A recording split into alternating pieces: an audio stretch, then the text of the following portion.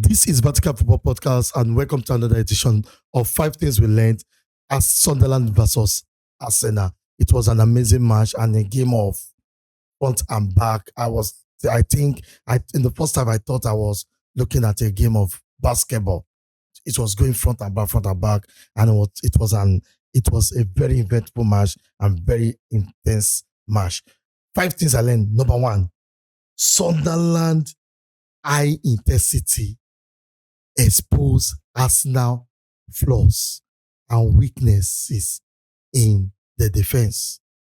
Sunderland high intensity expose Arsenal flaws and weaknesses in their defense. Now, with the right amount of pressure, it has been proven that this defense can break. Yes, we are not taking it away from them that they have kept amazing clean sheet. Yes, but the right amount of pressure, it happened. Sunderland were physical in their approach. In fact, particularly in their area deal, they were physical. What they did was they capitalized on Arsenal's strength and turned it to weakness. And is that funny? And they know that when they use that same physicality against them, Arsenal want to go with that same physicality. And it was obvious. That intensity, that physicality exposed Arsenal defense line. We can see a lot of errors lead to goals in that same defensive line. That's number one. Number two, Arteta predictable game plan was obvious. That's number two. It was really obvious. And this was the game plan. Go long, win the first and the second ball in the opponent's half. That was the game plan. In the first half, it was obvious. I guess in the second half, you have to tweak it and make it different. But it was obvious in the first half that was the plan. And it was poorly executed because Sunderland defense were ready for it. And this crap, I keep on hearing that Arteta plan games according to the team is playing is getting annoying. Every coach does that every matches. But Sunderland saw this coming. They noticed that if Arsenal goes long, they did not let Arsenal win the second ball. Most of the second ball was won by Sunderland. And anytime Arsenal want to go into set piece or corner kick, they were there. In fact, Arsenal have fewer corners in this match than any match this season. They set up themselves with a game plan. That was Sunderland. They set up themselves with a game plan saying that we are ready for Arsenal set piece. And it was so predictable. In fact, it's become a game of police football. On the street in my area, they call it police football. A game whereby you just go up, down, up, down, up, down. It's a game of police football. And that was really, really awkward to watch. And in fact, if you notice, and these have shown so many times, it has been showing on and on in every of their matches this season. They are so predictable and team are already taking calculated attempts to expose their issues. Now, the third thing is the good I saw in this match. The open play goals. Yes, it was a gift from Sunderland, and I love the fact that there was pressure on the Sunderland so that they can lose the ball. And that shows stuff I have been asking from Arsenal. Win the ball and break down the defense. And in the second half, they change the tactics because you cannot go with one tactics corner every day. So they change it. So what did they do? They started looking for line-breaking passes here and there, and they could see that they have that stuff. All they have to do is to do them and take that risk. And it shows from the Saka goal and the Odegaard goal too. Number 4, Raya has these two status in this game. The hero and the villain.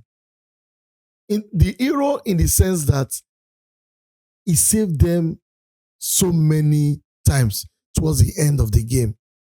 And the villain part is that he was so poor in his distribution today. I keep on saying this.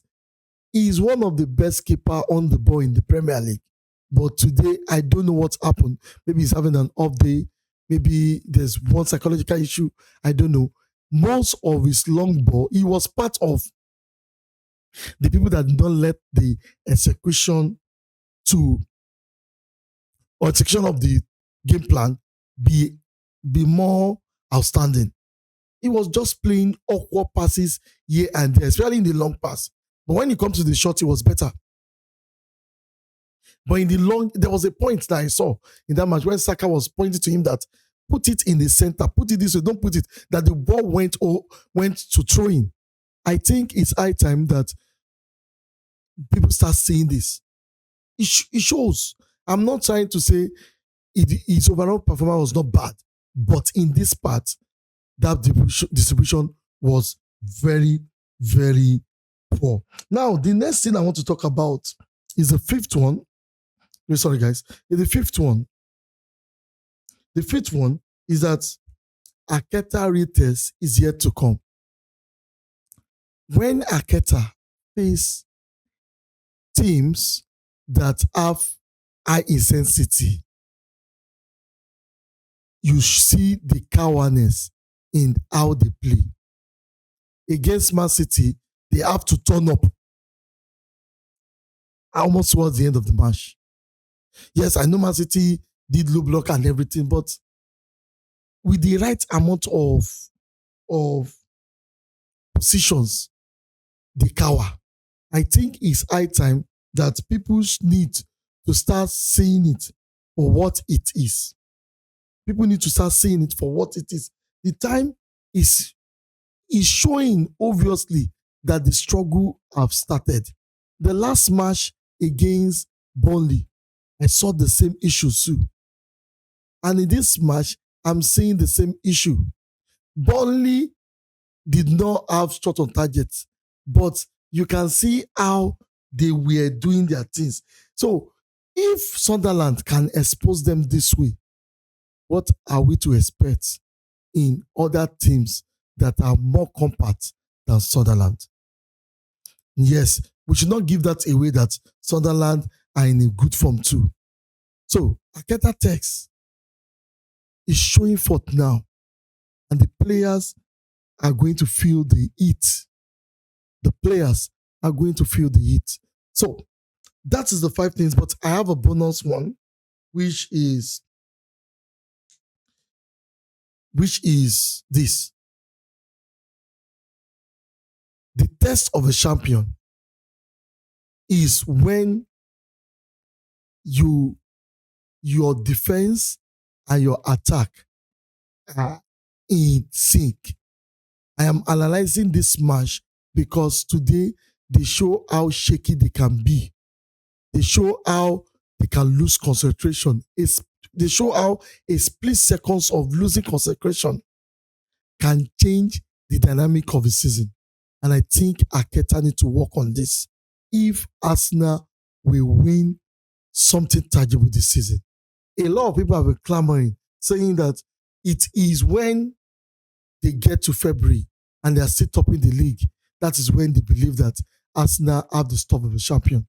Thank God that today they have open play, but it's high time Arteta needs to go back to the drawing board and find a more unpredictable way to win a game. So, guys, if you have anything to say about what I just said, you can put it in the comment section and let's engage. Let's move on. Till we meet again, stay fixed to Vatican Football Podcast. Bye-bye.